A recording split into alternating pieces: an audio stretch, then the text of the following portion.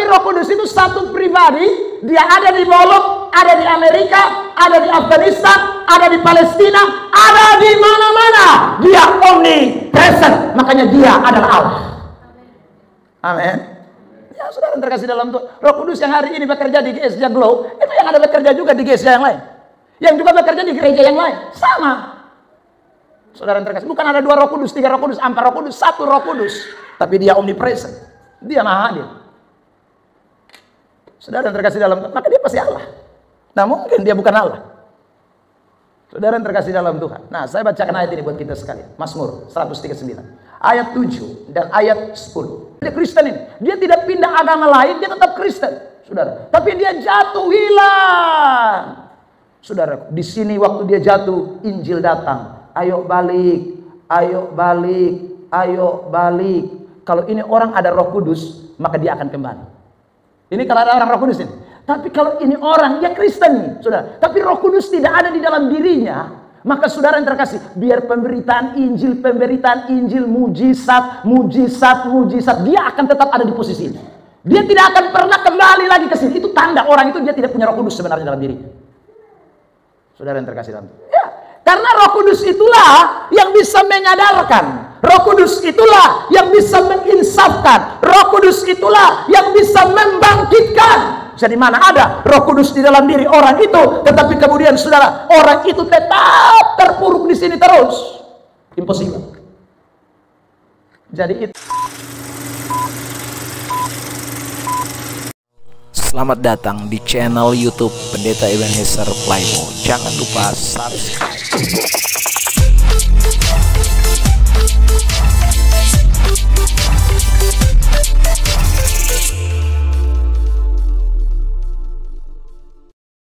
Teristimewa dalam perayaan Pentakosta pagi hari ini, kami akan kembali untuk mempelajari tentang ajaran-ajaran seputaran tentang Roh Kudus.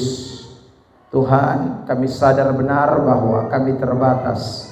Kami butuh Roh Tuhan itu menyingkapkan, membukakan. Sebab kami tidak mungkin bisa memahami secara baik kalau tanpa Roh Kudus yang mengajarkan kepada kami, memberitahu kepada kami. Sebab Roh itu sendiri yang menyelidiki tentang Allah. Terima kasih Bapa di sorga, kuasai hati dan pikiran kami semua. Dan oleh firman itu kami semakin bertumbuh. Oleh firman itu kami semakin mengenal Tuhan. Dan kami menyembah apa yang kami kenal. Terima kasih Tuhan. Segala hormat, segala puji, segala sembah hanya bagi Kristus. Kami telah siap untuk mendengarkan firman. Di dalam nama Tuhan Yesus Kristus kami berdoa. Semua kita yang rindu firman bersama-sama katakan amin. Silahkan duduk. Tuhan berkati kita semua. Shalom. Sekali lagi shalom. Puji Tuhan, Bapak Ibu, Saudara yang terkasih di dalam Tuhan Yesus Kristus. Pagi hari ini kita bersyukur Tuhan mengizinkan kita ada di dalam perayaan Pentakosta, atau hari di mana kita merayakan pencurahan Roh Kudus.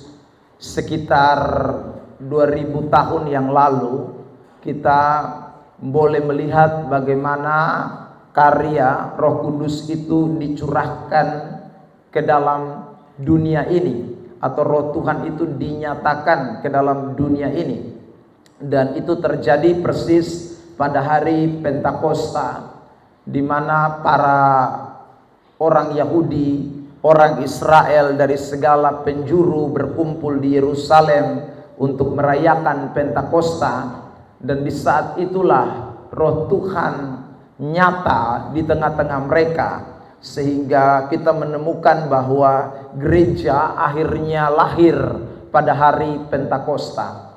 Jadi merayakan hari Pentakosta ini sekaligus kita juga merayakan hari lahirnya gereja, ya. Gereja pertama itu muncul di hari Pentakosta karena setelah khotbah daripada Petrus di Yerusalem itu, maka muncullah petobat-petobat baru, yaitu jumlahnya sekitar 3.000 orang, belum termasuk perempuan dan anak-anak. Itu jemaat yang pertama atau jemaat mula-mula.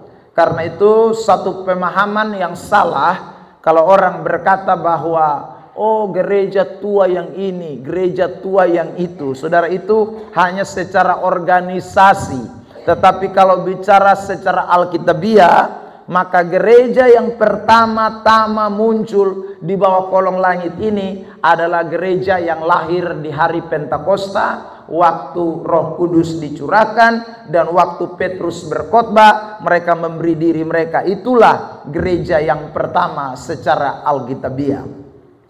Nah, saudara yang terkasih di dalam Tuhan, dalam beberapa minggu ke depan ini kita terus masih mempelajari tentang seputaran tentang ajaran mengenai Roh Kudus atau doktrin yang berbicara tentang Roh Kudus. Saya mau ingatkan kembali kepada kita mengenai hal-hal yang akan kita pelajari selama beberapa minggu ke depan ini. Yang pertama yaitu kita akan memperhatikan lagi saudara tentang pribadi dan keilahian Roh Kudus. Minggu kemarin saya sudah membahas khusus tentang pribadi dari Roh Kudus itu. Jadi Roh Kudus itu punya pribadi, ya, dia satu pribadi, satu oknum. Kenapa? Karena dia punya yang namanya pikiran, ya, dia punya yang namanya perasaan, dia punya yang namanya kehendak. Karena itu saudara, Roh Kudus itu bukan hanya sekedar kuasa, atau Roh Kudus itu bukan hanya sekedar kekuatan, tenaga, tetapi dia adalah sosok pribadi. Dia adalah saudaraku oknum dari Tritunggal Allah yang diberikan kepada kita sekalian. Lalu yang kedua yang akan kita soroti juga pada pertemuan berikutnya adalah mengenai pekerjaan Roh Kudus dalam keselamatan. Lalu kemudian yang ketiga kita akan memperhatikan tentang baptisan dan kepenuhan Roh Kudus. Maksudnya baptisan roh, ya. Lalu kemudian yang keempat kita akan memperhatikan tentang karunia Roh Kudus. Lalu yang kelima, Roh Kudus dan firman Tuhan itu sendiri. 6, Roh Kudus dan gereja, dalam gereja dan sakramen. Lalu kemudian yang terakhir baru kita akan memperhatikan dosa terhadap Roh Kudus. Baik, Bapak Ibu saudara yang terkasih di dalam Tuhan, sekali lagi pada pagi hari ini saya akan melanjutkan pembahasan kita mengenai pribadi dan keilahian Roh Kudus. Secara khusus kita akan memperhatikan tentang keilahian dari Roh Kudus itu sendiri. Nah saudara, kalau ada kata ilah berarti itu sama dengan Allah, ya, itu satu rumpun atau satu bagian bahasa yang sama, sinonim. Jadi kalau dikatakan keilahian Roh Kudus, itu berarti kealahan dari Roh Kudus itu. Jadi saudara, kalau kita berbicara soal keilahian dari Roh Kudus, itu berarti dia itu memiliki sifat atau pekerjaan dan juga hal-hal yang berkaitan erat dengan sesuatu yang dimiliki oleh hakikat Allah itu sendiri. Saudara yang terkasih, jadi saya ulang ya, kalau kita berbicara soal keilahian Roh Kudus, itu berarti saudara yang terkasih terkait erat dengan sifat dan pekerjaan dan kemuliaan yang hanya dimiliki oleh hakikat yang namanya Allah. Artinya manusia tidak punya yang ini. Ya saudara, karena itu disebut ilahi, karena itu disebut Allah, saudaraku. Kalau saudaraku sifat dan pekerjaan dan kemuliaan itu dimiliki juga oleh saudara dan saya yang punya hakikat manusia ini, maka itu tidak bisa disebut ilahi. Tetapi sifat dan saudaraku pekerjaan yang dilakukan oleh Roh Kudus itu adalah sesuatu yang tidak dimiliki oleh hakikat kemanusiaan kita. Itu hanya ada pada hakikat kealahan secara sempurna. Makanya saudara yang terkasih, waktu kita mempelajari kitab suci dan kita menemukan sifat-sifat Roh Kudus, pekerjaan-pekerjaan Roh Kudus itu, kita bisa memberikan kesimpulan bahwa Roh Kudus ini bukan hanya sekedar tenaga atau suatu kekuatan, tetapi dia benar-benar adalah Allah itu sendiri yang menyatakan dirinya kepada manusia. Jadi saudara yang terkasih dalam Tuhan, karena itu pada pagi hari ini ada dua hal penting, dua aspek penting yang kita bisa soroti dari yang namanya keilahian Roh Kudus. Yang pertama adalah sifat-sifatnya, lalu kemudian yang kedua adalah pekerjaan-pekerjaannya. Nanti karena bagian kedua dari pembahasan kita ini adalah mengenai pekerjaan-pekerjaannya, maka saya tidak akan menyoroti pada kesempatan ini. Nanti kita masuk pada poin yang kedua itu, baru kita akan memperhatikan soal pekerjaan-pekerjaan Roh Kudus. Kita lihat dulu tentang sifat dari Roh Kudus itu sendiri. Oke. Yang pertama, kenapa dia disebut ilah atau Allah? Ya, karena dia memiliki sifat yang namanya kekekalan. Saudara yang terkasih, Roh Kudus itu adalah roh yang kekal. Kalau kuasa, kalau tenaga, kalau otoritas, itu bukan sesuatu yang kekal, saudara yang terkasih. Tetapi sekali lagi, ini ilah, Allah, oknum, punya hakikat, punya pribadi. Maka dia punya sifat keilahian yang saudara tidak bisa terpisahkan dari pribadi Roh Kudus. Itu adalah kekekalannya. Makanya saudara, kalau kita bicara Allah Bapa kekal, Allah Anak atau Yesus Kristus kekal, maka Roh Kudus juga kekal. Roh Kudus juga kekal. Kalau kita bicara kekal, itu berarti tidak ada batas waktu. Itu berarti tidak dimulai dari suatu titik dan diakhiri pada satu titik. Itu namanya kekal. Kekal itu ibaratnya, saudaraku, semacam bulatan. Ya, bulatan itu tidak ada ujung, tidak ada akhir. Ya, saudara. Itulah kekekalan. Nah, saudara yang terkasih di dalam Tuhan, saya tunjukkan ayat buat kita tentang kekekalan dari Roh Kudus itu. Ibrani pasal 9 ayat 14. Mari kita baca bersama-sama. 1, 2, 3.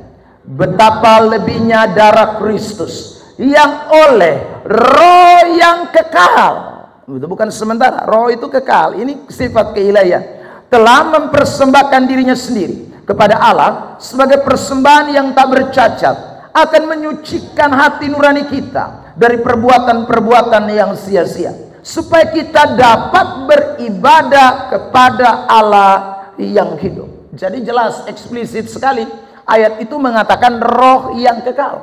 Rohnya lagi, R-nya besar, itu berarti Roh Kudus.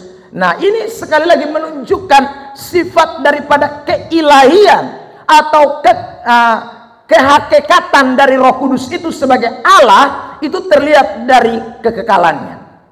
Nah, saya mau mengajak kita melihat, saudaraku, dampak dari pekerjaan Roh Kudus ini bagi gerejanya, ya, dalam kekekalan, ya, mulai dari perjanjian lama, sejarah perjanjian lama. Kita lihat, saudara, yang pertama terlihat jelas bahwa karya Roh Kudus yang kekal itu terjadi mulai dari yang namanya penciptaan. Sejarah penciptaan, saudaraku, Roh Kudus itu sudah hadir. Mari kita lihat Kejadian pasal 1 ayat yang kedua. Oke. Kejadian pasal 1 ayat 2.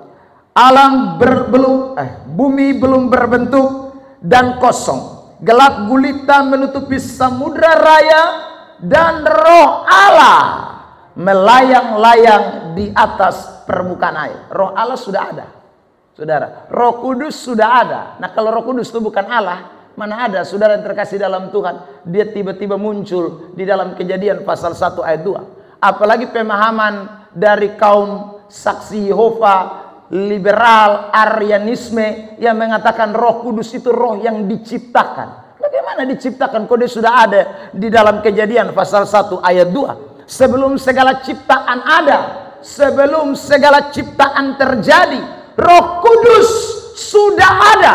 Itu membuktikan bahwa Roh Kudus itu sudah bekerja di dalam kekekalan. Makanya dalam sejarah Perjanjian Lama, mulai dari penciptaan langit dan bumi, mulai dari segala sesuatu belum berbentuk, Roh Tuhan sudah ada di sana. Ini kekekalan Roh Kudus. Saudara yang terkasih di dalam Tuhan. Next, dalam Perjanjian Lama juga kita melihat bagaimana kekekalan dari Roh Kudus itu terbukti dengan dia berbicara kepada umatnya lewat nabi-nabi di dalam Perjanjian Lama. Saya kutip ayat ini, saudara yang terkasih di dalam Tuhan. Kitab Sakaria pasal 7 ayat yang ke-12. Mereka membuat hati mereka keras seperti batu Amril, supaya jangan mendengar pengajaran dan firman yang disampaikan Tuhan semesta alam melalui Rohnya. Jadi saudara yang terkasih dalam Tuhan, saya garis bawahi kalimat itu, supaya mereka jangan mendengarkan pengajaran dan firman yang disampaikan Tuhan semesta alam, ya. Tuhan semesta alam, siapa Tuhan semesta alam? Melalui Rohnya, dengan perantaraan nabi-nabi yang dahulu. Oleh sebab itu datang murka yang hebat daripada Tuhan. Jadi saudara yang terkasih dalam Tuhan, kalau Roh Kudus itu baru hadir di Pentakosta, maka Roh Kudus tidak mungkin ada di Perjanjian Lama. Tidak mungkin, saudaraku. Kalau Roh Kudus itu baru, saudaraku, dinyatakan pada waktu murid-murid menerima pencurahan Roh Kudus di loteng Yerusalem, maka ayat ini jadi ayat yang kacau, saudara. Tapi tidak demikian. Roh Kudus sudah ada di dalam kekekalan, mulai dari zaman penciptaan sampai, saudaraku, nanti hari kedatangan Tuhan yang kedua kali, dan seterusnya. Roh Kudus tidak akan pernah hilang dan berhenti. Itu karyanya. Makanya di penciptaan dia ada, di Perjanjian Lama dia pakai nabi-nabi untuk berbicara, saudara yang terkasih di dalam Tuhan, kepada bangsa Israel atau kepada umat kepunyaan Allah. Jadi saudara yang terkasih dalam Tuhan, ini kerja Roh Kudus. Nah, sekarang kita masuk dalam Perjanjian Baru. Setelah dia berbicara di dalam kekekalan, saudara, kepada orang-orang di Perjanjian Lama, Roh Kudus itu kemudian juga menyatakan dirinya atau, saudaraku, pribadinya secara khusus di Perjanjian Baru dalam karya keselamatan yang, saudaraku, terjadi dalam diri orang percaya. Jadi ibaratnya begini ya, saya beri penjelasan ini, saudara. Kalau di Perjanjian Lama tuh Roh Kudus tuh bekerjanya lebih pada eksternal, dari luar. Ya saudara, hanya tertentu saja dia bekerja dari dalam. Ini Roh Kudus ini. Tapi bukan berarti dia tidak ada. Dia sudah ada, hanya dia tidak bekerja secara utuh dalam, saudaraku, konteks menguasai manusia secara keseluruhan, itu tidak. Tetapi saudaraku, dia memakai orang-orang tertentu. Dia memakai orang-orang pilihan yang kemudian saudara yang terkasih dalam Tuhan untuk menyatakan sesuatu tentang Tuhan. Itu di PL. Tapi di PB, di Perjanjian Lama, Roh Kudus yang saudara bekerja secara eksternal itu di Perjanjian Lama, sekarang di Perjanjian Baru dia bekerja secara internal, lebih eksplisit, lebih dalam, lebih sungguh-sungguh. Maksudnya adalah dia benar-benar menguasai hidup orang-orang yang percaya kepadanya. Entah dia nabi, entah dia bukan nabi, entah dia, saudara yang terkasih, siapa saja. Yang penting dia orang percaya, dia anak Tuhan, dia sudah terima Yesus Kristus sebagai juru selamat, maka otomatis Roh Kudus itu kemudian masuk tinggal di dalam dirinya. Dan waktu Roh Kudus itu masuk tinggal di dalam dirinya, Roh Kudus itu tidak lagi keluar. Roh Kudus itu permanen. Roh Kudus itu selama-lamanya. Ini di dalam Perjanjian Baru, saudara yang terkasih dalam Tuhan. Makanya Di dalam kekristenan kita memahami istilah yang namanya, saudara, orang bisa jatuh, tetapi kemudian dia bisa bangkit kembali. Ya. Tetapi kalau orang itu tidak ada Roh Kudus di dalam dirinya, maka waktu dia jatuh, dia tidak bisa bangkit lagi. Itu tanda bahwa Roh Kudus tidak ada di dalam dirinya. Contoh, 2 hari yang lalu mungkin, saudara, Yahya Waloni telah dipanggil pulang, alias meninggal dunia. Yahya Waloni, ya saudara, yang katanya dia pernah jadi rektor di salah satu kampus teologi di Jayapura, di Papua sana. Lalu kemudian katanya dia pernah jadi gembala di salah satu gereja, ditabiskan pendeta dan lain sebagainya ya. Waktu viral-viralnya bagaimana Yahya Waloni muncul, menghina kekristenan, mengejek kekristenan, pokoknya segala macam dusta yang dia munculkan. Dia kemarin sudah meninggal dunia, saudara, sudah berangkat ya.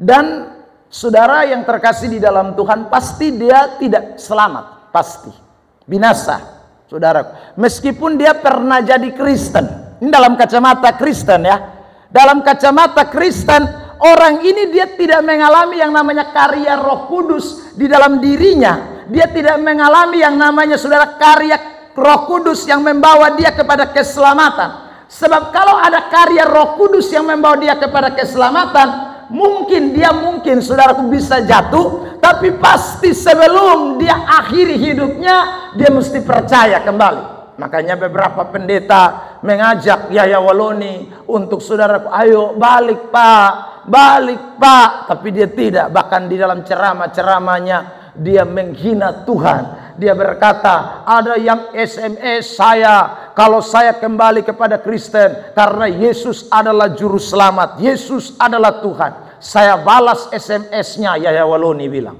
saya balas SMS-nya, kalau Yesus itu adalah Tuhan, hari ini juga saya mati, hari ini juga saya mati. Saudara yang terkasih, memang tidak hari ini, tapi hari kemarin dia sudah mati. Saudara yang terkasih, itu membuktikan bahwa dia sebenarnya Roh Kudus tidak ada dalam depu diri. Roh Kudus tidak ada. Karena kalau ada Roh Kudus dalam depu diri, dia tidak mungkin begitu. Karena Roh Kudus itu, saudara yang terkasih, akan menuntun orang, akan membangkitkan orang, akan terus bekerja di dalam diri orang itu selama-lamanya. Saya tunjukkan beberapa ayat ini. Yohanes 14, perhatikan ayat 16. Yohanes 14 ayat 16. Ya jemaat, minta tolong bantu baca. 1, 2, 3.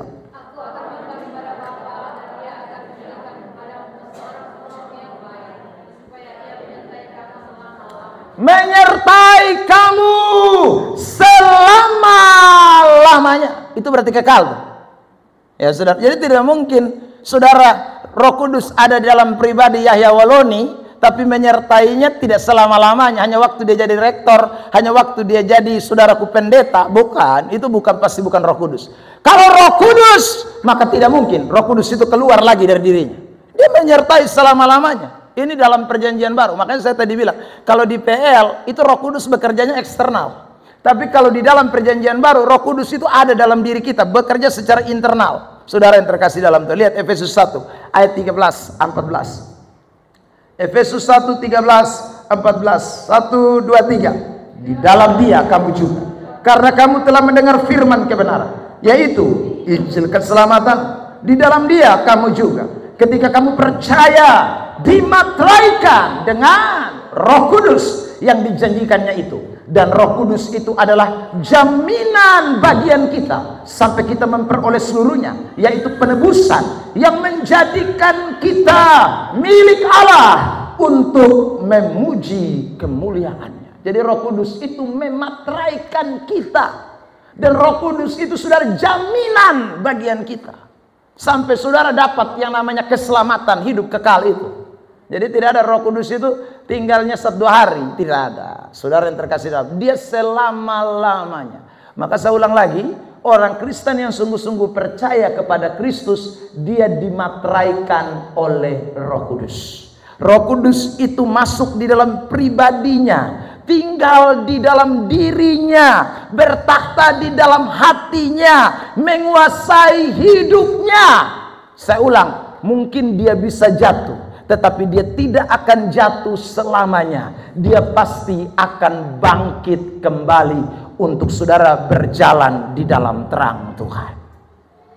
Saya beri lebih sederhana lagi. Tadi saya omong itu Yahya Waloni, kan dia saudara memang asli-asli tinggalkan Kristen. Kalau ada orang Kristen saudara yang terkasih di dalam Tuhan, dulu dia pernah rajin sekali. Ya saudara, semasa dia masih sekolah minggu, pemuda remaja, dia masih rajin. Begitu dia masuk saudaraku dewasa, dia menikah, dia hilang. Saudara yang terkasih, ini hilang. Padahal dia Kristen ini. Dia tidak pindah agama lain, dia tetap Kristen. Saudara, tapi dia jatuh, hilang. Saudara, di sini waktu dia jatuh, Injil datang. Ayo balik, ayo balik, ayo balik. Kalau ini orang ada Roh Kudus, maka dia akan kembali. Ini kalau ada orang Roh Kudus ini. Tapi kalau ini orang, dia Kristen, saudara, tapi Roh Kudus tidak ada di dalam dirinya, maka saudara yang terkasih, biar pemberitaan Injil, mujizat, dia akan tetap ada di posisi ini. Dia tidak akan pernah kembali lagi ke sini. Itu tanda orang itu dia tidak punya Roh Kudus sebenarnya dalam diri. Saudara yang terkasih dalam Tuhan. Ya, karena Roh Kudus itulah yang bisa menyadarkan. Roh Kudus itulah yang bisa menginsafkan. Roh Kudus itulah yang bisa membangkitkan. Jadi mana ada Roh Kudus di dalam diri orang itu, tetapi kemudian saudara, orang itu tetap terpuruk di sini terus. Impossible. Jadi itu Yahya Waloni panggil, luju menyaut. Ya, saya kasih tahu saudara. Saudara yang terkasih dalam Tuhan. Sebaliknya juga, mungkin ada orang yang dari awalnya dia terpuruk di bawah, saudara. Tapi waktu dia di sini, Injil datang, firman Tuhan datang, ya, mujizat datang, lalu lewat semuanya itu, saudaraku, dia bangkit dan dia ke sini. Sampai mati, dia konstan, dia tidak turun lagi, dia tetap terus sampai akhir hidupnya. Meskipun dulu dia pernah jatuh, saudara, tapi ini orang karena ada Roh Kudus di dalam pribadinya, dia tidak tinggal di dalam kejatuhannya, dia kembali sampai akhir hidupnya. Amin. Loh, dalam Alkitab itu ada. Kalau yang tadi saya sebut itu yang pertama, contohnya Yudas Iskariot. Yudas Iskariot kan begitu, aktif, rubuh. Begitu rubuh di sini, Tuhan togor, ulang-ulang. Tuhan kasih ingat, Tuhan kasih ingat, Tuhan kasih ingat. Lihat mujizat, lihat mujizat, lihat mujizat. Tapi Yudas tidak mau bangkit. Kenapa? Roh Kudus tidak ada dalam dirinya. Saudara yang terkasih. Maka ending dari hidup Yudas Iskariot binasa. Meskipun dia pernah jadi mantan rasul, pernah jadi mantan pengikut Yesus, pernah jadi mantan murid Yesus, tapi akhir hidupnya binasa. Tapi beda dengan PU. PU setia, rubuh. Saudaraku, jatuh. Tapi di sini Tuhan datang kasih ingat. Tuhan datang kasih ingat. Tuhan datang kasih ingat. Ada mujizat. Ikan, dapat ikan di pantai Tiberias, ya kan? Itu mujizat. Wah, dia tahu ini Tuhan. Dia bangkit kembali. Saudara, dan di sini dia tidak turun lagi, dia terus sampai mati disalibkan. Dia tetap hanya memandang kepada kemuliaan Tuhan. Ini orang yang punya Roh Kudus. Amin. Karena itu sekarang kita bisa tidak tahu, saudaraku. Tidak bisa tahu kita. Kadang-kadang kita lihat orang ini rajin, tapi belum tahu kita. Tapi kadang-kadang kita juga bisa lihat ini orang ini habis, pokoknya dia ini parah berat, ya. Saudara. Tapi kemudian tiba-tiba di ending dia punya hidup, dia bangkit. Saudara, itu orang yang punya Roh Kudus tuh. Tapi saya mau pastikan pagi hari ini, bahwa orang kalau dia punya Roh Kudus, dia merasakan karya Roh Kudus itu di dalam dirinya. Ada amin? Yang tahu itu kita sendiri. Saya ini ada Roh Kudus tidak ya, saudara? Itu kita sendiri. Saya ini benar-benar dikuasai oleh Roh Tuhan atau tidak, itu kita sendiri yang paling tahu.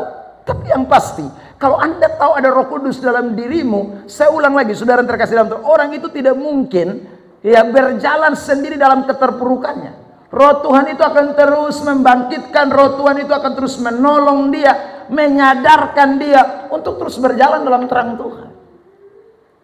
Ya, saudara yang terkasih dalam Tuhan Yesus Kristus, siapa yang pernah menyangka semacam Saifuddin Ibrahim, saudara yang terkasih?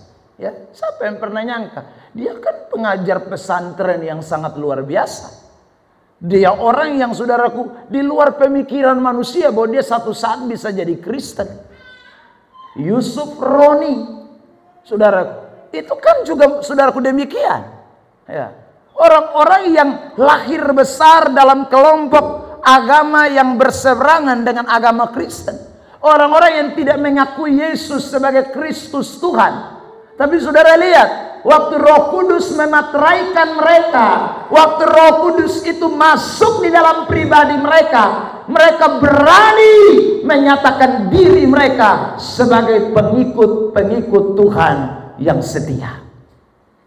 Yusuf Roni diusir dari rumah tanpa pakaian satu helai pun. Tanpa pakaian satu helai. Orang tua bilang, kalau lu Kristen, buka baju, buka celana, buka semua.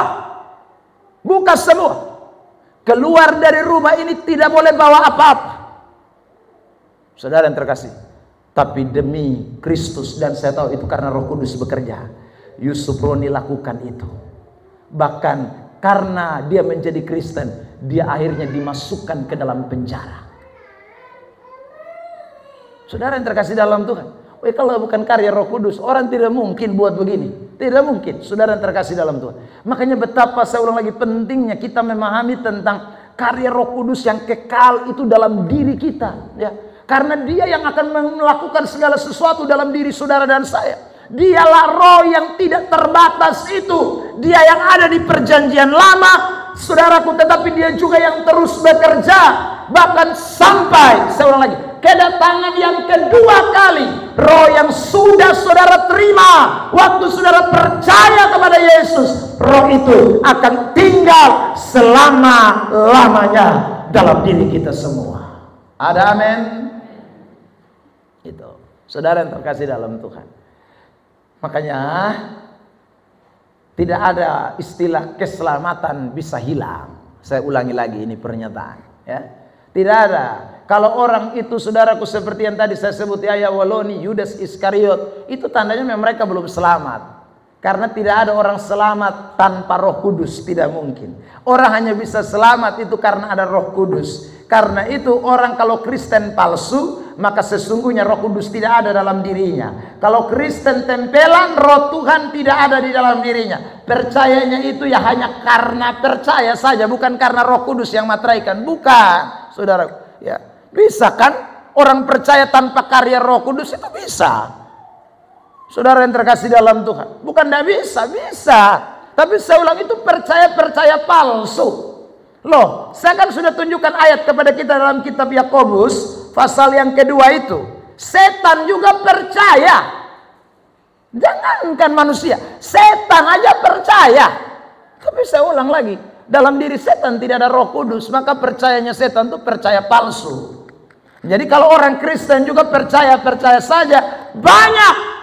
Tapi kalau Roh Kudus ada dalam dia, beda. Karena karya Roh Kudus itu akan menuntun orang itu kepada keselamatan yang sempurna, yang sudah disediakan oleh Allah bagi kita sekalian. Ada amin? Beri tepuk tangan terbaik buat Tuhan Yesus Kristus. Kedua, sifat dari keilahian Roh Kudus itu, dia adalah Allah yang omnipresent atau maha hadir. Kalau dia bukan ilah atau Allah, maka tidak mungkin dia hadir di mana-mana. Maka Roh Kudus, saudara yang terkasih dalam Tuhan, itu terbatas. Saudara, maka Roh Kudus itu bukan Allah. Karena yang bisa hadir di mana-mana itu hanya Allah. setan pun tidak bisa hadir di mana-mana. Saya ulang ya. Setan itu tidak bisa hadir di mana-mana.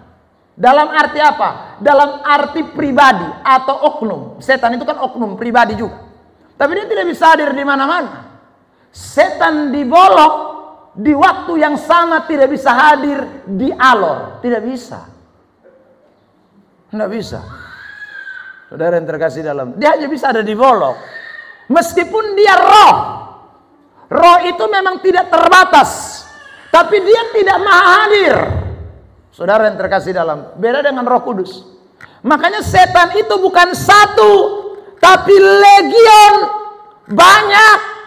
Saudaraku. Kenapa banyak? Karena bagi daerah kerja. Ya, bagi daerah kerja. Setan di Amerika telepon, bagaimana setan dibolok? Apakah keadaan dibolok baik-baik saja?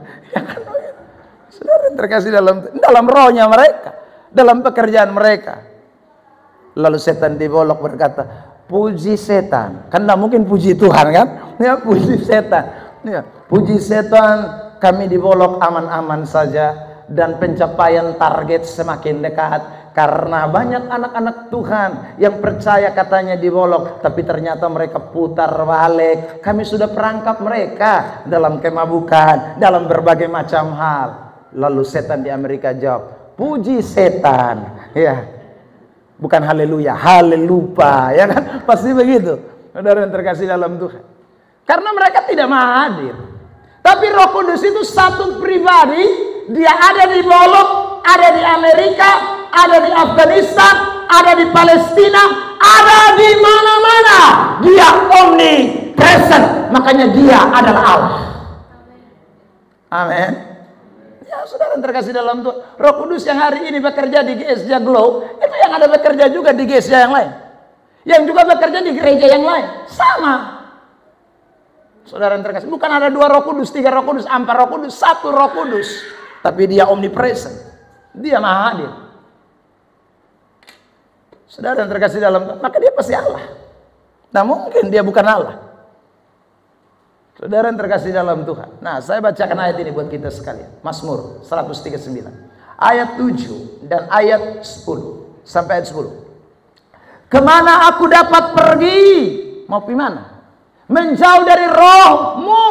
Kemana aku dapat lari dari hadapan? Jika aku mendaki ke langit, Engkau di sana.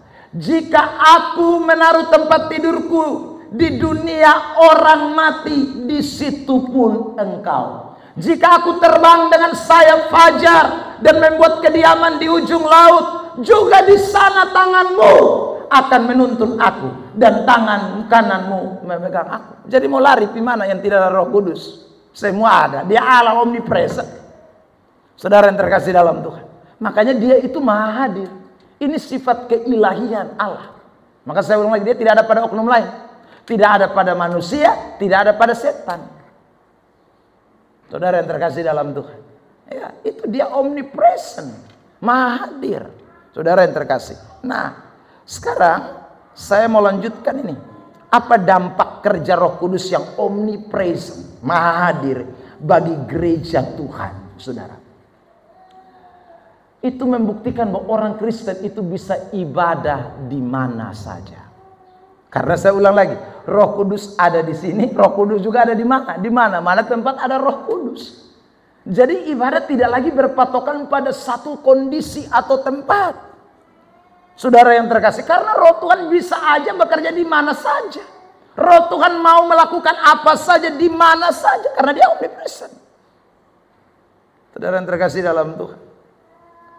Maka tidak ada satu gereja yang bisa membungkus Roh Kudus lalu berkata, di gereja lain tidak ada Roh Kudus. Roh Kudus kami supagar keliling. Jadi Roh Kudus hanya terputar di sekitaran kami pun gereja. Kamu pun gereja semua, di sana hanya ada roh setan semua.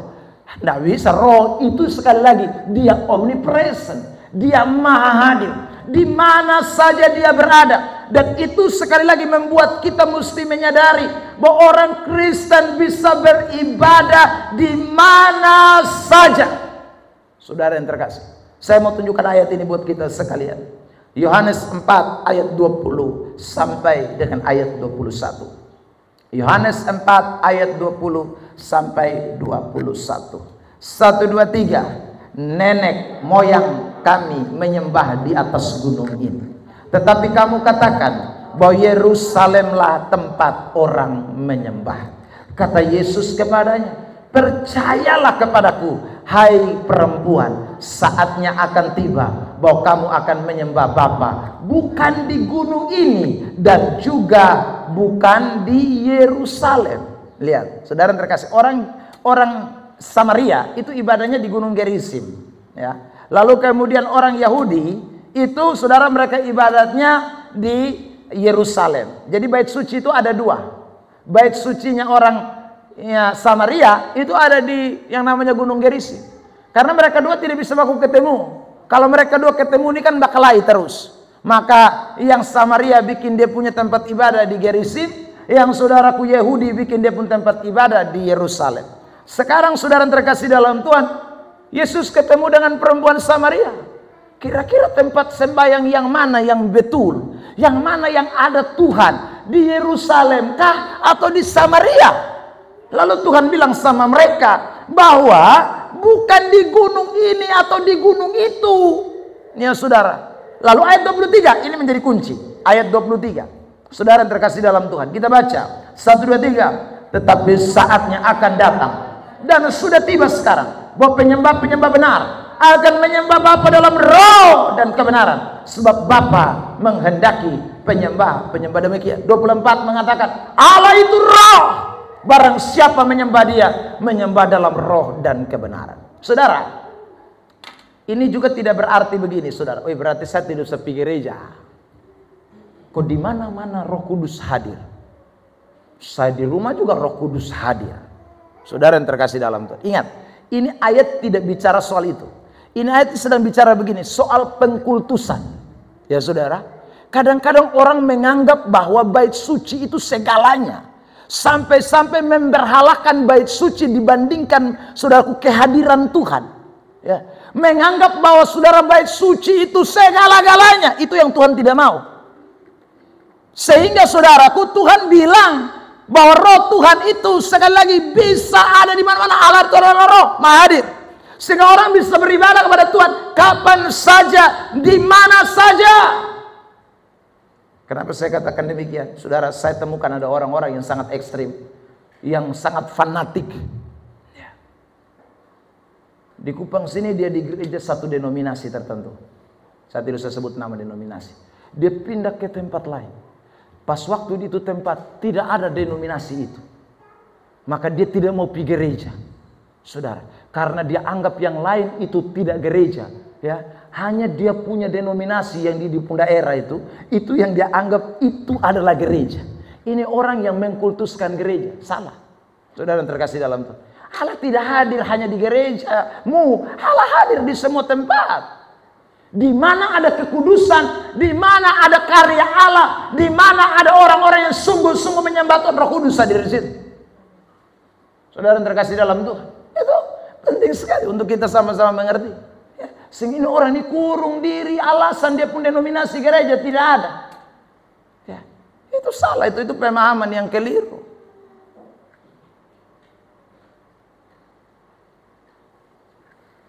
Kita tidak menyembah gereja. Kita tidak menyembah sinode, kita tidak menyembah gedung gereja, kita menyembah Allah yang adalah roh. Karena itu barang siapa menyembah Allah, bukan menyembah fisiknya, tapi menyembah Allah yang tidak kelihatan itu di dalam roh dan kebenaran. Ada amin? Itu saudara yang terkasih. Jadi jangan jadi Kristen fanatik bodoh-bodoh. Ya, saya sebut itu Kristen fanatik yang tidak berdasar sama sekali. Terkecuali Anda melihat gereja itu memang gereja yang menyimpang. Itu pasti Roh Kudus tidak ada di situ, pasti. Ajarannya sudah tidak ajaran Alkitabiah. Ya kan ada sekarang banyak gereja-gereja yang begitu. Saudara yang terkasih, berkati orang yang sekali lagi sudah punya istri, berkati orang yang sudah punya suami, lalu kemudian berkati sesama jenis, ada. Laki-laki dan laki-laki, perempuan dan perempuan. Nah, kalau gereja begini, ini pasti gereja setan. Jangan, Jaiko. Dan itu pasti Roh Kudus tidak ada. Saya percaya Roh Kudus tidak mungkin ada di itu gereja. Kok ini ajaran bertentangan semua dengan kebenaran, bagaimana ada Roh Tuhan di sana? Tapi selagi Injil Kristus, Injil sejati, kebenaran yang mutlak, yang hakiki disampaikan di sana dan benar-benar, saudaraku, itu berdasar kepada Alkitab.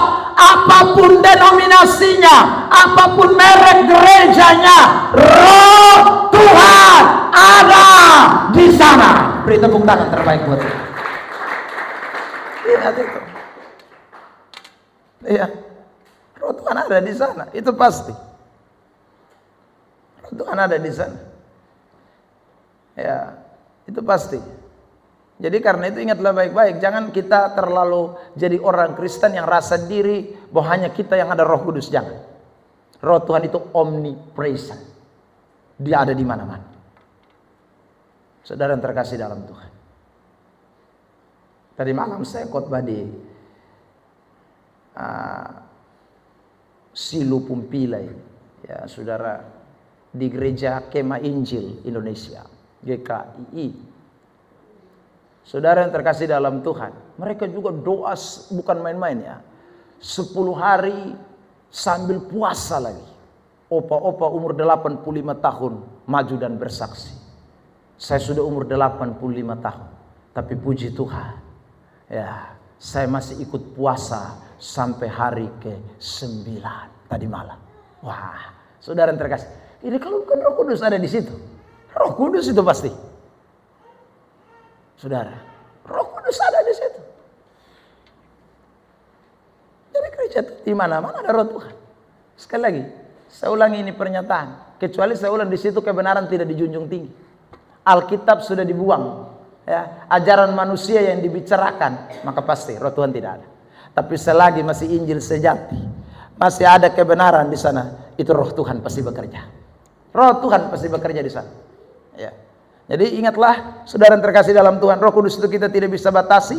Karena itu jangan pernah lupa, di waktu kapan saja, di mana saja, jangan lupa ibadah, saudara. Ya. Dan saya temukan orang-orang yang alasan bilang, saya tidak pergi gereja tapi saya ada ibadat di rumah. Itu omong kosong putar balik. Rata-rata memang tidak ibadat, ya saudara. Buktinya apa? Satu ayat Alkitab pun mereka tidak lakukan. Yang kedua, saudara yang terkasih dalam Tuhan, menyanyi satu lagu pun tidak tahu. Itu tanda bahwa dia tidak pernah ibadat. Lah iya, saudara. Jadi kalau Anda ke gereja, lihat dulu samping kiri kanan waktu memuji Tuhan. Kalau dia banyak 6 kat, ini tanda dia baru datang.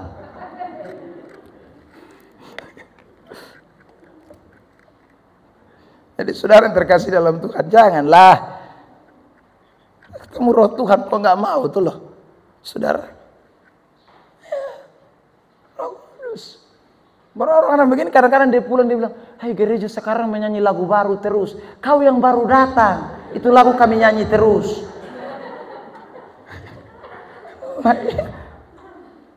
Kau yang baru muncul baru kau kaget lagu baru apa? Ini lagu kami menyanyi terus. Saudara yang terkasih dalam Tuhan,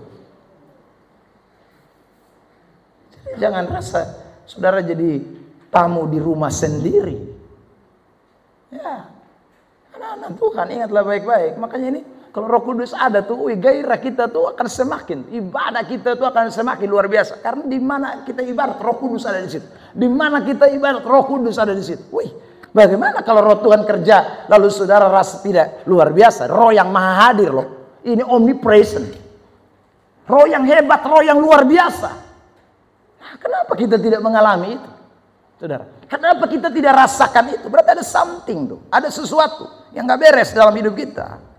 Saudara yang terkasih dalam Tuhan. Ya, kalau Roh Kudus itu benar-benar akrab dengan kita, ya pasti kita bisa nikmati tuh. Kita pasti nikmati. Ya, anak-anak Tuhan pasti bisa menikmati karena roh itu roh yang sama. Roh yang mengurapi gereja sebelah, roh yang mengurapi kita juga.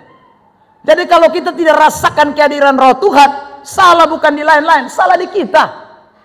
Maka dalam pembahasan, saudara, kurang lebih 8 khotbah yang saya sampaikan, ya, kecuali tadi malam saja, 8 seri khotbah hadirat dalam kemuliaan dalam hadirat Tuhan, Itu seharusnya membuat saudara semakin memahami bahwa Roh Kudus itu bisa bekerja kapan saja dan kepada siapa saja. Yang penting saudara benar-benar betul-betul menyediakan tempat hati hidupmu, sungguh-sungguh mau mengalami itu. Ya, kalau tidak ya, saya ulangi lagi bahasa yang saya suka ulang-ulangin. Omon-omon saja kita. Omon-omon. Ya. Nanti Anda pikir Roh Kudus itu omong kosong. Ya, saudara yang terkasih. Sebab banyak orang sekarang pikir Roh Kudus itu omong kosong. Saya sudah bahas ya. Termasuk orang gemetar-gemetar, orang rebah. Orang kalau sudah pernah tahu bagaimana karya Roh Kudus, lo akan sudah bisa terima. Lo akan bilang ini putar balik. Nah, saya omong semua kan ayat, saya tunjukkan semua dasar ayat. Saudara yang terkasih dalam Tuhan, maka saudara mesti alami itu. Ya, alami kekuatan Roh Kudus. Waktu kita doa 10 malam banyak kesaksian. Saudara yang terkasih dalam Tuhan. Ya kecuali kita ke Gamaliel. Gamaliel kan nggak tahu apa-apa. Ya. Begitu dia lihat dia mama, dia panggil dia bapak. Aten. Dia tidak mengerti.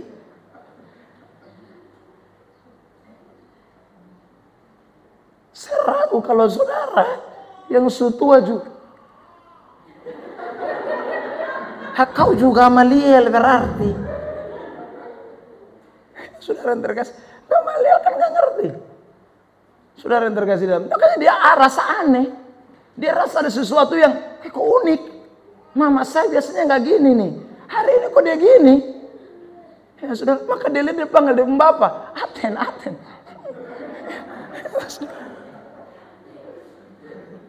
Meskipun dia tidak berani ganggu dia mama tuh dalam hadirat Tuhan. Ya sudah, tapi dia rasa aneh. Itu Roh Tuhan tuh maha hadir, saudara. Ya.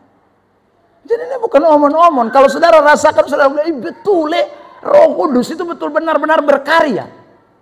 Hanya Anda belum rasakan aja. Saudara yang terkasih dalam Tuhan, maka ingatlah itu baik-baik. Ya. Tidak selalu memang, tidak selalu. Ini bukan berarti, saya kan selalu bilang ini bukan satu-satunya manifest. Ini bukan satu-satunya tanda. Jadi berarti orang kalau rasakan Roh Kudus harus gemetar semua, enggak. Bukan berarti orang semua rasakan Roh Kudus tumbang semua, enggak. Saya sebut malam itu kan dalam khotbah saya, ada banyak tumbang-tumbang palsu. Rebah-rebah yang omong kosong itu banyak. Termasuk saya sendiri sudah pernah rebah palsu. Saya sudah saksi semua, saudara yang terkasih dalam Tuhan.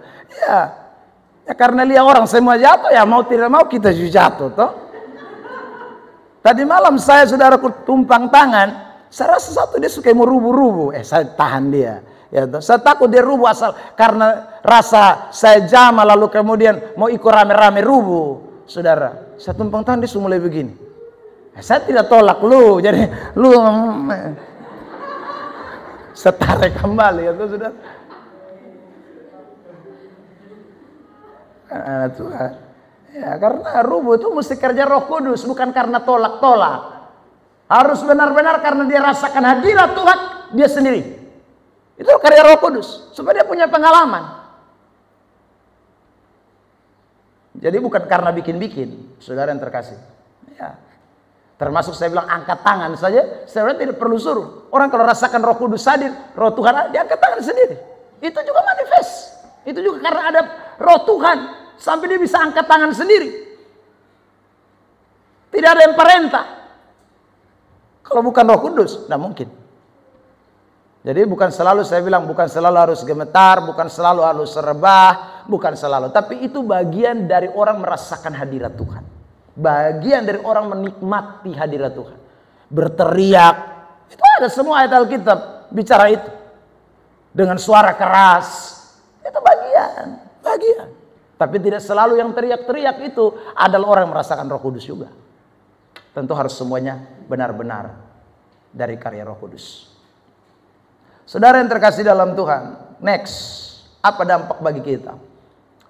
Orang Kristen bisa menginjil di mana saja. Ini karena ada Roh Tuhan. Kalau Roh Tuhan tidak hadir omnipresent atau tidak hadir di mana-mana, maka Injil tidak bisa diberitakan kemana-mana. Tidak bisa.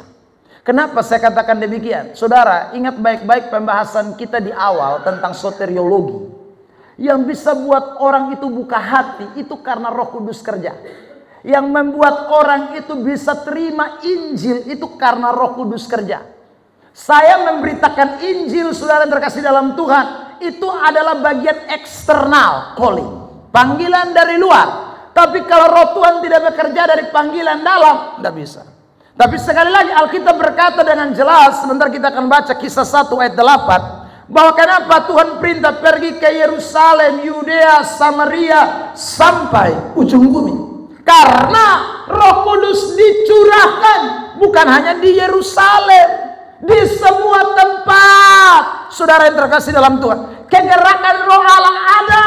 Makanya waktu Paulus pergi ke Antioquia, ke Makedonia, ke mana lagi saudaraku, Pamfilia, segala tempat dia menangkan banyak jiwa karena Roh Tuhan sudah bekerja mendahului Paulus dan para rasul yang lain. Amin.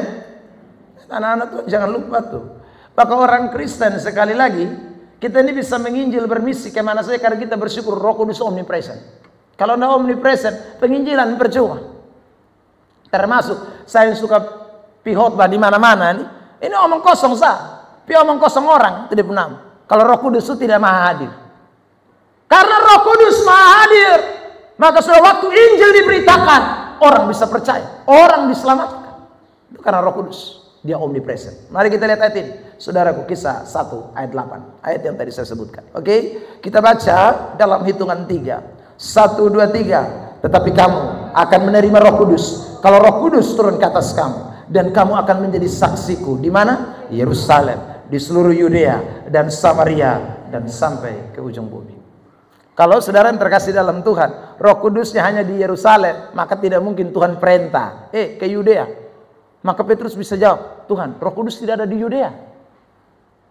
Kalau Roh Kudus hanya ada di Yerusalem, kalau Tuhan perintahkan ke Samaria, maka saudara, mungkin Filipus yang ke Samaria itu bisa bilang, Tuhan, aku tidak mau ke Samaria dong, karena di sana tidak ada Roh Kudus. Tapi saya ulang, Roh Kudus omnipresent. Karena Roh Kudus ada, Tuhan perintah, bukan hanya di Yerusalem, bukan hanya di Yudea, bukan hanya di Samaria, sampai ujung-ujung bumi. Beritakan Injil Kristus, karena Roh Kudus sudah dicurahkan di segala tempat. Beri tepuk tangan terbaik buat Tuhan Yesus. Itu anak-anak Tuhan. Makanya kita bersyukur nih, sekali lagi, keilahian Roh Tuhan itu membuat kita punya semangat spirit untuk bekerja yang namanya memberitakan Injil. Kita punya semangat itu. Ya, saudara yang terkasih dalam Tuhan, kita akan punya spirit itu. Tadi malam saya lihat anak-anak muda yang luar biasa, cinta Tuhan. Ya saudara, cinta Tuhan. Ya, saya diajak atau diminta oleh pemuda-pemudi Kristen IAKN, ya, mahasiswa IAKN. Saudara yang terkasih dalam Tuhan, mereka ini banyak jurusan ya. Ada yang dari pastoral counseling, musik gerejawi, manajemen, ada yang dari guru agama punya, saudaraku. Pokoknya mereka tergabung banyak, saudaraku. Mereka ini saudara tiba-tiba, saya tanya kok bagaimana sampai kalian bikin KKR di sini, Bapak? Kami ini komunitas duduk-duduk pikir-pikir ya, daripada di kampus, lalu kemudian habis itu kami tidak bikin apa-apa. Akhirnya kami baku panggil satu dengan yang lain, lalu kami mulai bikin komunitas. Ya, kami sebut komunitas pemuda-pemudi Kristen. Saudara yang terkasih dalam Tuhan, saya bilang, lalu ini kampus tahu tidak? Kampus tidak tahu. Kampus tidak mendanai kami, saudara. Lalu saya bilang, kamu kalau bikin acara begini, KKR begini, saudara, dapat dana dari mana? Bapak, kami sudah cari dana basar selama 6 bulan. Saudara, wah, saya tahu bahwa kalian semua ini punya hati misi. Hati misi ini, saudara. Kalau orang tidak punya hati misi, dia pikir apa? Dia lebih kuliah, aku selesai dia punya mata kuliah, dong, kok sibuk dan segala macam. Ya. Tapi tidak, ini orang-orang yang saya percaya Roh Kudus menguasai hidup mereka. Anak-anak muda yang dipimpin oleh Roh Tuhan. Saudara, uang mereka terbatas. Mereka tidak punya sponsor, tidak punya donatur yang mendanai mereka. Tetapi mereka punya hati untuk melayani Tuhan. Mereka punya hati untuk menginjil. Saudara yang terkasih di dalam Tuhan. Wah, itu luar biasa tuh. Ya. Jadi anak-anak Tuhan, kalau dikuasai Roh Kudus itu begitu. Dia tahu Roh Tuhan itu ada di mana-mana. Karena Roh Tuhan ada di mana-mana, hati misi, hati penginjilan itu pasti ada. Hati misi, hati penginjilan itu pasti ada. Mereka memanfaatkan waktu-waktu libur, ya kan? Mulai dari hari Jumat, Sabtu kemarin, saudaraku, Minggu hari ini, ya sebentar mereka baru balik. Jumat mereka sudah hadir di sana melayani anak-anak sekolah minggu, anak-anak pemuda. Saya rasa mereka melayani dengan segala keterbatasan. Ya sorry, tadi malam saya lihat saudara yang terkasih, mereka bukan orang-orang yang profesional tidak. Saudara yang terkasih dalam orang-orang yang boleh saya katakan ya masih belajar banyak. Pimpin pujian masih kacau balau. Saudara yang terkasih dalam Tuhan. Tapi mereka punya spirit ini. Ini Roh Kudus yang memampukan mereka. Jadi saya mau saudara yang terkasih dalam Tuhan, kita ini orang-orang Kristen mesti begitu tuh, punya hati misi, punya hati penginjilan, punya hati, karena Roh Tuhan itu sudah bekerja. Tinggal bagaimana kita meresponi itu. Roh Tuhan sudah ada, Roh Tuhan sudah di mana-mana. Tinggal Injil diberitakan. Maka perintah Yesus jelas. Roh Kudus sudah dicurahkan. Kamu harus jadi saksi di Yerusalem, di Yudea, Samaria, sampai ujung-ujung bumi. Amin. Di waktu yang sama saya pulang, sekitar jam 12 malam, saudara, datang sampai di Naibonat. Kasihan ketemu beberapa anak-anak muda yang duduk tidak jelas, minum mabok. Di dalam hati, coba songkian tadi di sana dong tuh. Ini dong, nih gila setengah mengong tidak jelas. Ya, saudara, sudah jam 12 malam. Ini dong yang nanti naik motor, ditabrak kiri, tabrak kanan. Ya, karena memang sekali lagi hidupnya tidak terarah. Saudara yang terkasih, hidupnya jauh dari Tuhan. Orang kalau punya hati Roh Tuhan, dia bukan pendeta. Orang kalau punya hati sekali kuasa Roh Kudus yang Maha Hadir itu, dia bukan sekolah teologi ya, tapi hatinya akan punya hati misi untuk kerajaan Allah. Nah, terkasih dalam Tuhan, hati misi itu tidak perlu sekolah teologi ya. Hati misi itu tidak perlu jadi pendeta. Hati misi itu hanya perlu Roh Kudus turun, Roh Kudus kuasai. Hati itu akan kita miliki. Saudara yang terkasih dalam Tuhan. Nah, itu tidak boleh kita lupakan tuh. Yang kedua, ketiga, terakhir. Apa saja kita lihat sifat keilahian dari Roh Kudus. Ya, saya ulang, kekekalan, dia omnipresent, Maha Hadir. Yang ketiga, dia Maha Kuasa atau omnipoten. Dia Maha Kuasa. Saudara yang terkasih dalam Tuhan. Saya mau tunjukkan ayat ini buat kita sekalian. Ya, Lukas 1 ayat 35.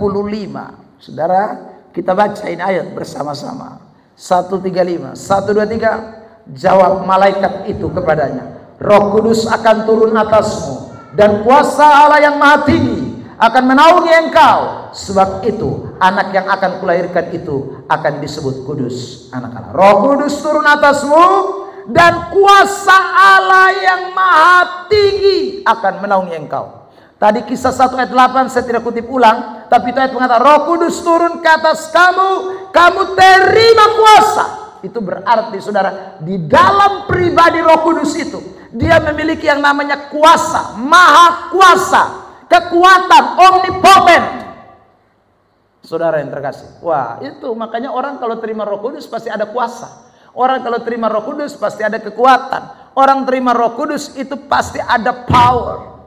Bahasa Yunaninya dunamis, yang kemudian kita artikan dinamit, meledakkan. Itu karena ada Roh Kudus. Kalau nggak ada Roh Kudus, nggak ada kuasa apa, nggak ada kekuatan apa. Saudara yang terkasih dalam Tuhan, ya. Makanya anak-anak Tuhan kita semua yang hidup di dalam kuasa Roh Kudus itu luar biasa tuh. Kekuatan yang dahsyat akan bekerja di dalam diri kita. Nah, dampaknya bagi orang Kristen kalau ada itu kekuatan Roh Kudus. Saudara yang terkasih dalam Tuhan. Yang pertama, orang Kristen itu oleh kekuatan kemahakuasaan Roh Kudus itu dipersatukan. Kita ini akan menjadi satu teamwork.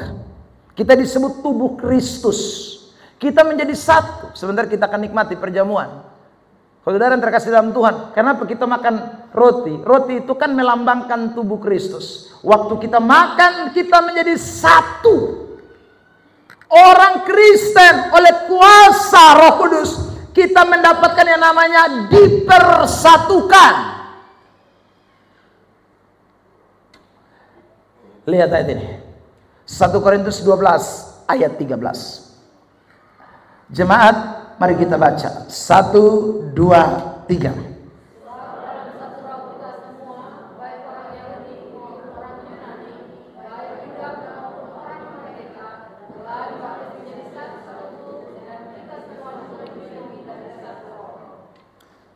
Roh kita, satu roh kita semua, baik orang Yahudi, Yunani, rohnya R besar.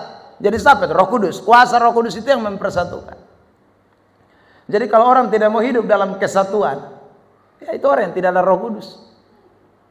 Sorry, saudara yang terkasih dalam Tuhan. Karena Roh Kudus itu mau ketong satu. Roh Kudus itu mau kita satu. Satu tubuh. Diminum dari satu roh. Itu ingat baik-baik. Tidak ada dua, tidak ada tiga, satu. Saudara, maka kita ini akan menjadi satu. Mau Yahudi kah, mau Yunani kah, mau budak kah, mau orang merdeka kah. Kalau sekarang kita tafsirkan mau kaya kah, mau miskin kah, mau suku Timur kah, suku Alor kah, suku apa saja. Pokoknya begitu itu orang mengalami yang namanya kuasa Roh Kudus, maka dia akan hidup dalam satu kesatuan. Tidak bisa terpecah, tidak bisa terpisahkan. Itu adalah orang Kristen yang mengalami kuasa Roh Kudus. Amin. Makanya kita, saudara yang terkasih dalam Tuhan, jangan lupa ini. Tidak boleh tuh anak-anak Tuhan hidup di dalam perpecahan, hidup di dalam dualisme, hidup di dalam kelompok-kelompok. Tidak boleh kita. Kita ini satu. Ya. Sebab roh yang sama itu yang bekerja dalam diri saudara dan saya. Ya.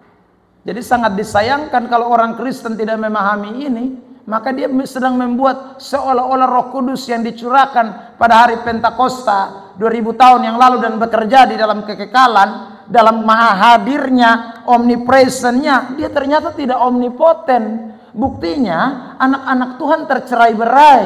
Anak-anak Tuhan kok tidak bisa jadi satu? Tidak bisa, saudara. Kalau orang dikuasai Roh Kudus, roh itu akan mempersatukan. Roh yang mencerai-beraikan itu hanyalah roh setan. Roh yang membuat orang terpecah-pecah itu hanyalah setan. Karena roh Tuhan itu selalu mengikat kita menjadi satu. Itu roh Tuhan. Anak-anak Tuhan. Maka jangan lupa itu. Itu kuasa Roh Kudus. Kedua, saudara yang terkasih dalam Tuhan, Roh Kudus itu memberikan banyak sekali karunia-karunia roh. Ya. Jadi kalau ada kuasa Roh Kudus, maka mesti ada karunia. Tidak bisa tidak ada karunia. Bagaimana saudara terkasih dalam Tuhan, kita bilang Roh Kudus ada kuasa, tapi karunianya mana? Nggak kita lihat, saudara yang terkasih dalam. Itu berarti omong kosong. Kalau Roh Kudus itu ada, kalau kuasanya dia omnipoten, maha kuasa, maka orang kalau mengalami Roh Kudus, orang itu pasti dikasih yang namanya karunia, karunia roh. Karunia itu banyak sekali macamnya. Saudara yang terkasih dalam Tuhan, bukan satu, terlalu banyak. Ada itu saudaraku karunia yang bersifatnya adalah manifestasi dari Roh Kudus dalam bentuk saudara nubuatan, dalam bentuk apalagi saudara bahasa roh, ada yang dalam bentuk mujizat, ada yang bentuknya saudara ya pokoknya macam iman, macam-macam saudara. Dan kalau kita baca Alkitab kan kita temukan dalam Alkitab terlalu banyak sekali karunia-karunia roh. Jadi tidak ada orang Kristen mandul kalau dikuasai Roh Kudus. Tidak ada, saudara. Pasal ini tidak bisa apa-apa, Pak. Omong kosong. Itu berarti Roh Kudus belum ada dalam dirimu. Sederhana. Karena kalau Roh Kudus ada dalam dirimu, kamu harus bisa apa-apa. Tidak bisa tidak apa-apa. Harus bisa apa-apa. Saudara yang terkasih dalam Tuhan. Loh iya. Bisa apa, Pak? Terserah kamu mau bisa apa. Itu sudah. Tidak harus sama seperti orang lain, karena Tuhan Roh Kudus itu memberikan kuasa dengan karunia yang berbeda-beda. Saudara terkasih dalam Tuhan, saya sudah pernah menceritakan ini satu cerita yang sangat lampau. Ya. Saudara, seorang oma, tugas dia tahu, dia Tuhan kasih karunia untuk menjadi pendoa. Itu Tuhan taruh dalam hatinya. Tuhan kasih dia karunia itu. Dia tidak pernah tampil, dia tidak pernah jadi WL, dia tidak pernah jadi singers, dia tidak pernah jadi pemain musik, dia tidak pernah jadi majelis gereja, enggak pernah. Dia cuma tahu Tuhan kasih karunia dia pendoa syafaat. Tapi saudaraku, lebih khusus lagi, Tuhan kasih karunia dia untuk mendoakan pendetanya. Saudaraku, gembalanya. Saudaraku, tiap hari Minggu kalau dia datang gereja, dia tidak ambil posisi yang begitu spesial. Dia hanya duduk di sudut belakang sana, saudara, sambil menundukkan kepala. Tetapi saudara, di sudut sana itu dia sedang berdoa dengan sungguh-sungguh buat hambanya yang sedang menyampaikan firman Tuhan. Dia menjadi seorang pendoa yang luar biasa. Saudara yang terkasih dalam Tuhan, satu hari di dalam suatu kebaktian besar, ya, oma ini seperti biasa dia tetap duduk di belakang sana. Dan saudara, hari itu pendetanya berkhotbah dengan luar biasa. Mujizat terjadi, kesembuhan, orang lumpuh berjalan, orang yang sudah buta melihat. Pokoknya itu hari manifestasi kerja di situ dengan dahsyat, ajaib, luar biasa. Lalu saudara, di tengah-tengah ibadat itu, di ending daripada kebaktian itu, setelah semua hal terjadi, tiba-tiba dalam suatu penglihatan pendeta itu melihat malaikat Tuhan datang membawa mahkota yang sangat gilang gemilang. Apa yang ada dalam hati pendeta itu? Pendeta itu berkata, malaikat, gue tahu itu pasti punyaku. Ya, karena dia rasakan, saudara yang terkasih, tadi mujizat terjadi luar biasa semua. Orang mengalami pertolongan Tuhan. Jadi dia tahu ini pasti saya, bukan orang lain. Saudara yang terkasih dalam Tuhan, ini malaikat keliling. Ini pendeta semakin berkata dalam hati, jangan lama-lama lah, taruh sudah di sepung kepala. Ya sudah. Tapi ini malaikat sampai di Pak Pendeta pun kepala, dia pindah lagi, saudaraku. Lalu pendeta berkata, jangan prank-prank lah. Ya, saudara. Tapi ternyata ini malaikat tidak taruh itu, saudara. Tiba-tiba malaikat ini menuju ke sudut gereja itu dan menghampiri nenek tua yang tidak diperhitungkan itu, saudara. Dan tiba-tiba malaikat itu menaruh mahkota kemuliaan itu di atas kepala nenek itu. Begitu pendeta ini lihat, dia kaget. Serentak dia langsung berkata kepada malaikat, malaikat, kenapa kau kasih ke nenek tua itu? Bukankah dia tiap minggu datang hanya di sudut gereja? Dia tidak bikin apa-apa di gereja ini. Penerima tamu pun tidak, WL pun tidak, singers pun tidak. Saudara, apa-apa dia tidak pernah lakukan. Malaikat menjawab dia, tahukah engkau bisa dipakai dengan luar biasa. Tanganmu penuh pengurapan sehingga engkau menumpangkan tangan kepada orang sakit dan orang sakit sembuh. Tahukah engkau? Karena doa dari sang nenek yang tidak pernah habis-habisnya tiap hari berkata, urapi hambamu, urapi dia, pakai dia dengan luar biasa, jadi alat bagi kerajaan Allah. Karena nenek tua yang ada di belakang sana. Sudah tahu? Itu siapa yang kasih? Roh Kudus yang kasih itu karunia. Maka anak-anak Tuhan, jangan pikir bahwa saudara yang terkasih dalam Tuhan, Anda tidak punya karunia apa-apa. Kadang Tuhan kasih karunia yang tersembunyi dalam diri saudara. Sungguh, saudara yang terkasih dalam Tuhan, ingat itu baik-baik. Ya, yang Tuhan khususkan, yang mungkin orang lain tidak tahu, tapi saudara sedang lakukan itu. Makanya Paulus di dalam khotbahnya dia menyampaikan begini, aku tahu. Saudara, Paulus berkata, keselamatanku hari ini karena doamu dan pertolongan Roh Yesus Kristus. Hari ini aku bisa selamat, hari ini aku bisa dipakai Tuhan, hari ini aku bisa berkarya. Bukan karena aku semata, karena ada banyak orang yang sebenarnya ada di belakang layar dan mendukung dengan saudara karunia yang diberikan. Makanya pada pagi hari ini saudara, kita semua yang hadir pada kesempatan ini ingat, Roh Kudus itu kasih karunia kepada kita. Tidak ada orang, saya ulang bahasa yang saya pakai itu 6 kak, itu tidak ada. Tidak ada. Semua kita ini ada karunia yang Tuhan kasih, yang tersembunyi dalam diri saudara. Maka manfaatkanlah itu kasih karunia yang Tuhan beri untuk sekali lagi dipakai untuk kemuliaan bagi nama Tuhan.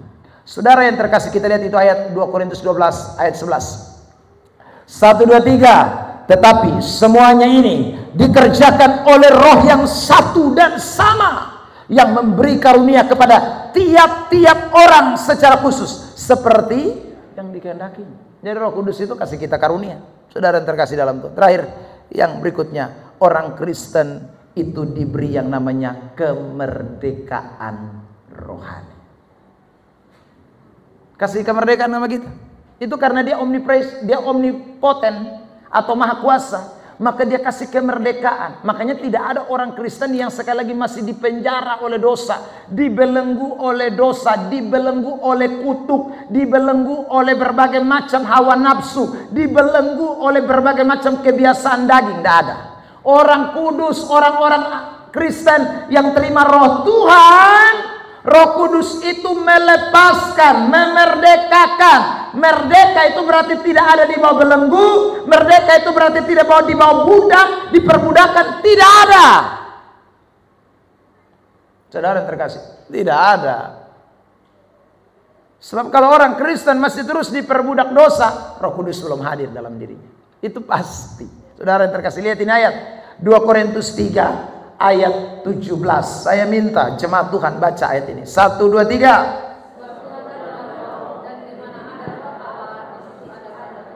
Kemerdekaan. Ada kemerdekaan. Ku bebas, bebas, bebas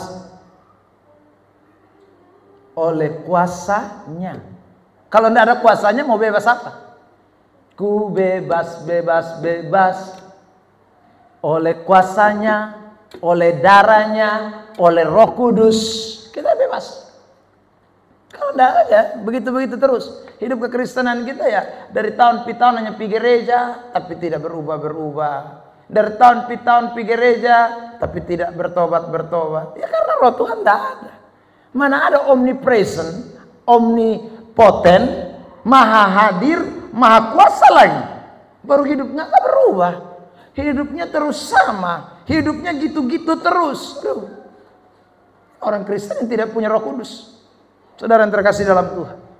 Maka di hari Pentakosta ini saya ingin mengajak kita semua, ayo renungkanlah baik-baiklah ya. Kenapa kok masih ada percabulan? Kenapa kok masih ada kecemaran? Kenapa kok masih ada penyembahan berhala? Kenapa kok masih ada sihir? Kenapa kok masih ada yang namanya apalagi kemabukan, pesta pora? Itu karena saya ulang lagi, orang tidak ada Roh Kudus di situ.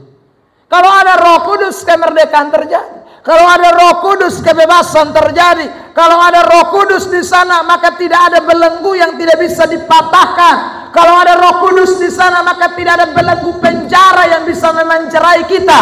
Pasti kita merdeka bersama dengan Roh Kudus. Beri tepuk tangan terbaik buat Tuhan.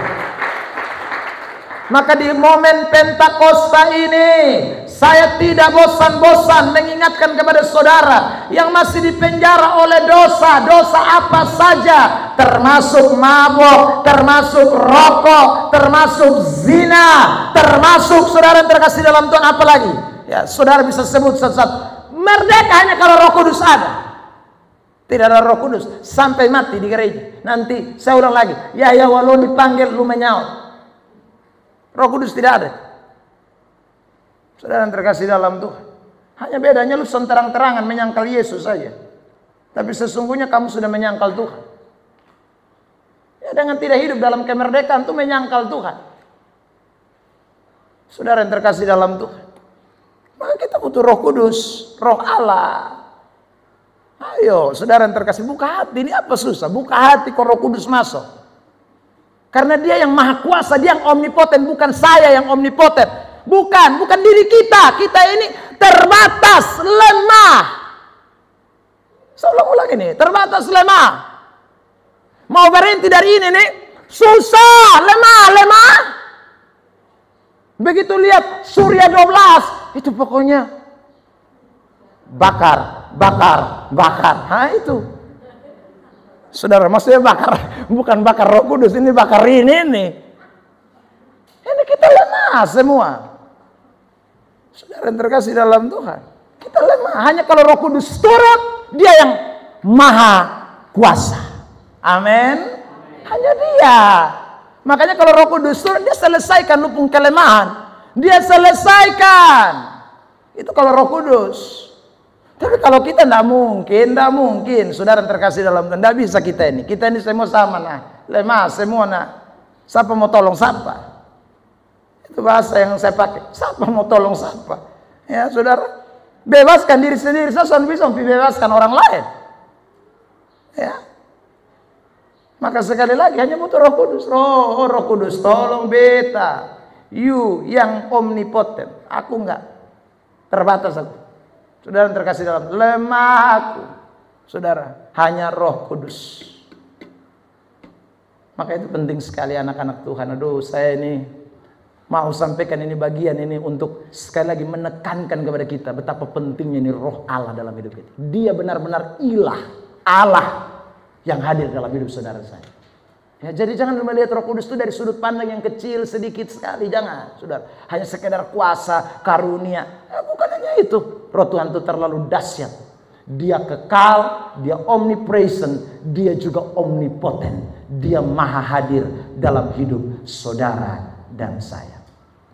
Saudara yang terkasih dalam Tuhan, di bagian yang terakhir, omniscience atau saudaraku maha tahu, saya tidak bahas karena saya sudah bahas waktu kemarin dalam khotbah kita yang pertama. Dia maha tahu, saudara. Dia tahu lupung hidup, Dia tahu lupung kelemahan, Dia tahu pokoknya segala dosamu, Dia tahu semua ini. Dia maha tahu nah. Itu omniscience. Jadi karena itu Dia disebut Dia adalah Allah. Jadi saya ulang, Allah, kenapa Dia disebut Allah? Karena Dia kekal, Dia maha hadir, Dia maha kuasa, Dia maha tahu. Omniscience, omnipotent, omnipresent, saudara, dan kekal. Tidak ada batasannya, abadi. Nah, itulah Allah yang bekerja di dalam hidup gerejanya. Sampai nanti Tuhan datang kembali yang kedua kali. Dia sertai kita selama-lamanya. Ada amin. Tuhan Yesus kiranya memberkati kita dengan firman Tuhan ini. Nanti minggu depan kita akan memperhatikan soal pekerjaan dari Roh Kudus. Saudara yang terkasih,